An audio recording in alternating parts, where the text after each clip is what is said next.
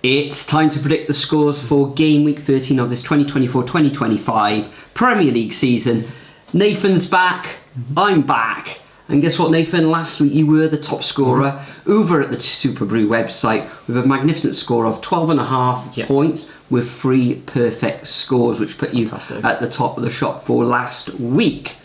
Another 10 matches to predict for this game week, and it all kicks off on Friday evening where we've got Brighton taking on Southampton.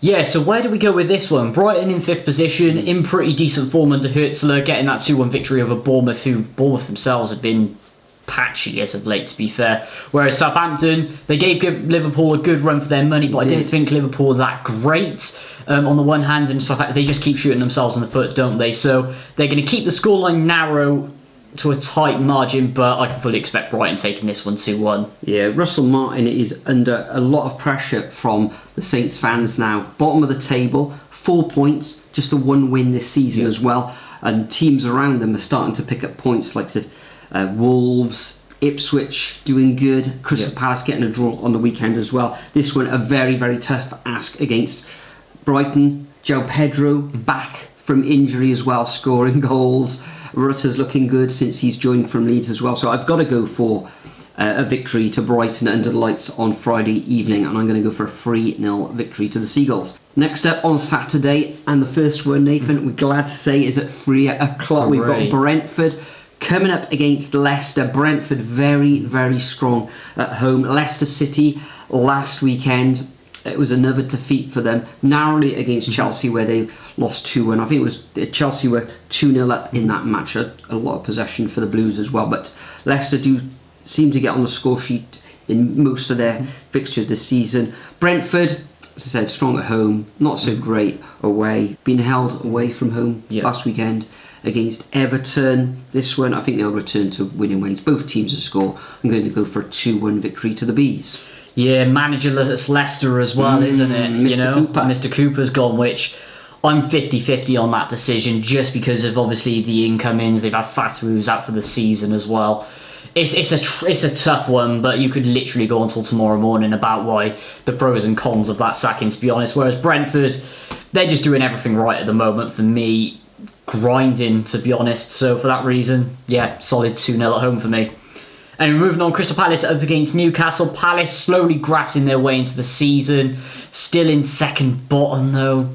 Drawing last time out against Villa, which you could say was very good. Less said about the attendance in that away end, but that's a different matter, isn't it? And then Newcastle starting to rocket up the table until, of course, they lose to West Ham, which I was quite shocked about that, to be honest. Very weird considering the way West Ham have been playing recently, but Newcastle, as you know, never normally traditionally play well in London. Palace are up for a surprise, but Newcastle are going to bounce back, aren't they? 2-1. Yeah, I was impressed with how Crystal Palace played against Aston Villa last weekend. They took the lead in that fixture as well. Henderson saving a penalty as well. And okay, they were dominated in terms of possession. I think it was like something like 70% to 30, but they could have won in the end. A couple of missed opportunities for them to win at 3-2. Newcastle, after really good wins against Arsenal and away against Nottingham Forest, it was a surprise to be defeated at home against West Ham, although they did dominate the early stages of that fixture, and West Ham came away with all 3 points. In this one, I think Newcastle going to bounce back, and I think they'll take all 3 points in a 2-1 away victory. Next up, also at 3 o'clock, we've got Nottingham Forest coming up against Ipswich Town. Ipswich Town, I think it's 3 matches now without a defeat. Yeah, very good. Yeah, for them, for a promoted side, that's good. Going behind against Manchester United on Sunday afternoon, came back to draw 1-1. That Hutchinson goal was something else though, wasn't it? Absolutely superb, wasn't it? And Delap up front causes opposition defenders all sorts of problems, how strong he is. But 1-1 in this one. I think they can take at least a point off Nottingham Forest, who I think it's back-to-back defeats for Nottingham Forest. Tough match away against Arsenal, wasn't it? With Arsenal having to win that match really to keep shouting distance or spitting distance of Liverpool in this one. I think Ipswich are going to gain a point in this one. I think they'll go to the City ground and grind out a 1-1 draw. Yeah, for me this is tough because even though Forest have dipped in form massively after before and after the international break, Newcastle just overwhelmed them, and on top of that as well, it was right before the international break, so that ended their momentum, so you can't really take it from that. And then Arsenal have just been Arsenal at the moment as well, who've just been absolutely superb, whereas Ipswich, going away to a side like Forest, for a newly promoted team, that's tough. So yeah, I'm going to be harsh on Ipswich here, unfortunately. I'm going to go 2-0 to Forest on this one. Anyway, next up, we've got Wolves, who climbed their way out of the relegation zone, and they're coming up against Bournemouth, who losing their last 2 matches on the bounce, especially teams around them, and then prior to that, they were picking up some insane victories, so they need to get points back on the board. For me, Wolves, they're going to start to dip back down again, so let's go 1-0 to... Let's go 1-0 to the Cherries in that one. Wow, and away. Yep. I'm going to go complete opposite to you, Nathan. Chunia is in the form. He's insane. Is like absolutely fantastic. His 2 goals last weekend, superb. Gary O'Neill was looking down the barrel of a gun. What was it, 4 matches ago? But he's really turned it round. They've managed to haul themselves, as you said, out of the relegation zone. Prior to that, 4-1 away victory against Fulham, which was phenomenal, especially with the form that Fulham were in. A decent 2-0 home victory against Southampton.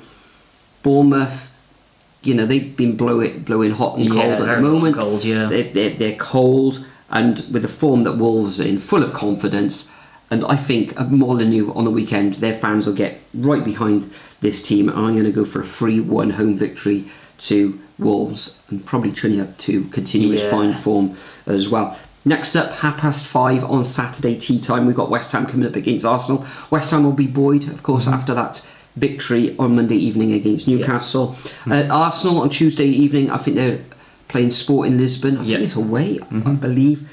So they're going to come back. They got a few days rest, of course, and playing in the evening. They got back to winning ways last time out after, 4 matches without a win in the Premier League. In this one, I think they'll take all 3 points, and I'm going to go for a 2-0 away victory to the Gunners. Yeah, even though Arsenal have been really inconsistent as of late, especially losses against like Bournemouth, Newcastle, drawing to Chelsea as well, I got to give it West Ham. You can't predict them at all. So 2 inconsistent teams at the moment coming up against each other.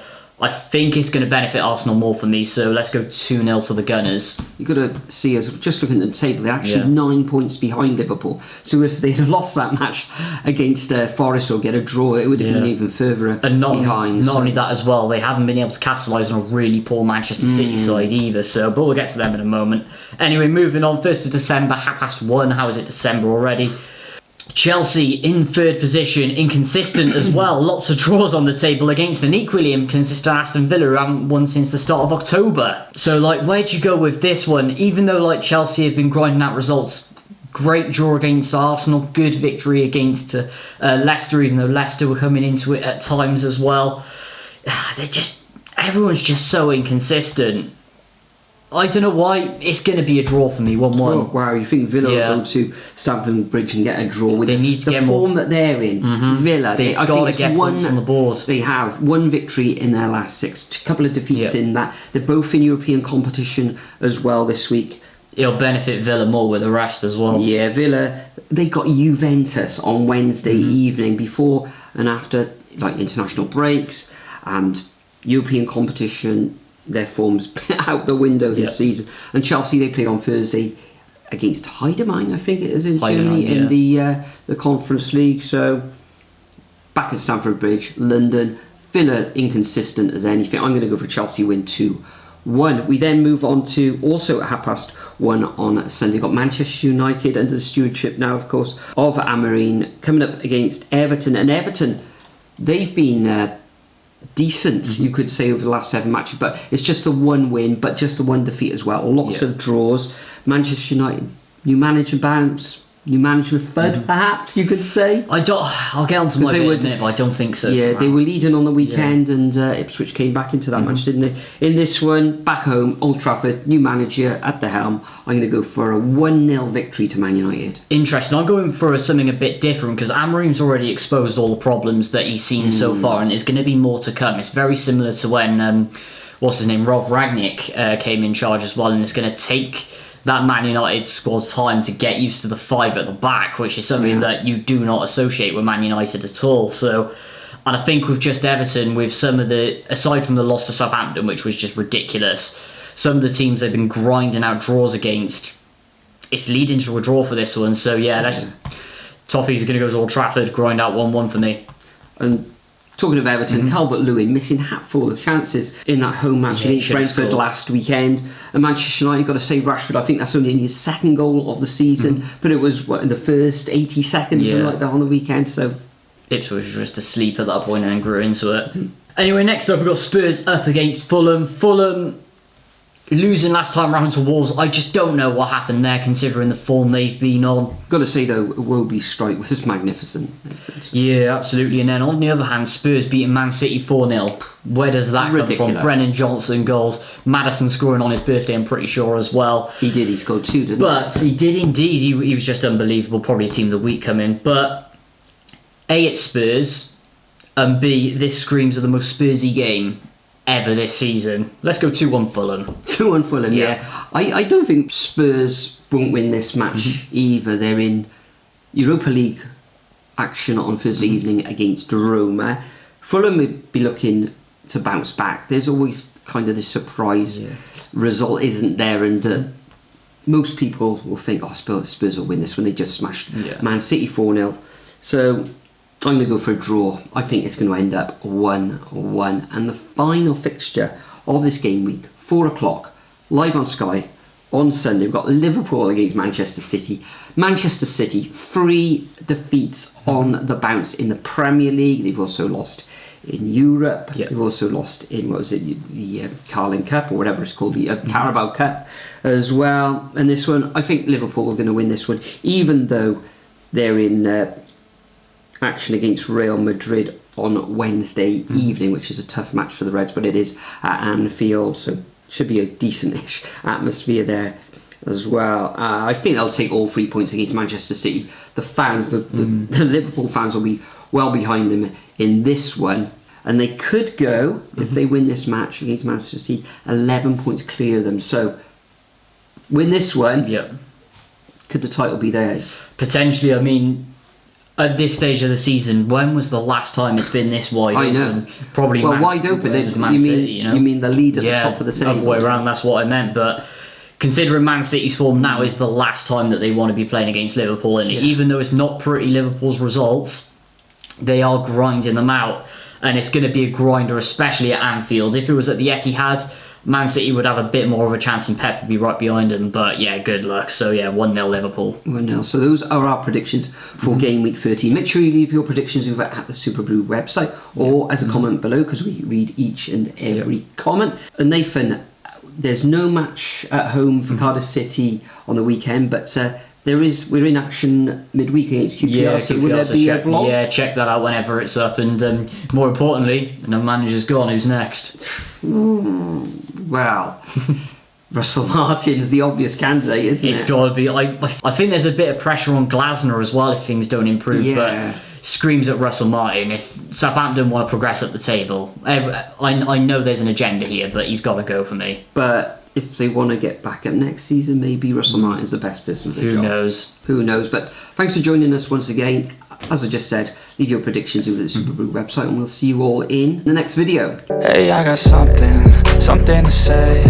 I'm just so sick of hearing everyone complain. I know it's tough and I know there's pain, but hitting bottom is the only way to change. So I'll keep hustling, you keep struggling. Bitch, I'm humbling, keep mumbling. I'll keep doubling, you keep bluffing. You've got nothing, I'll keep hustling.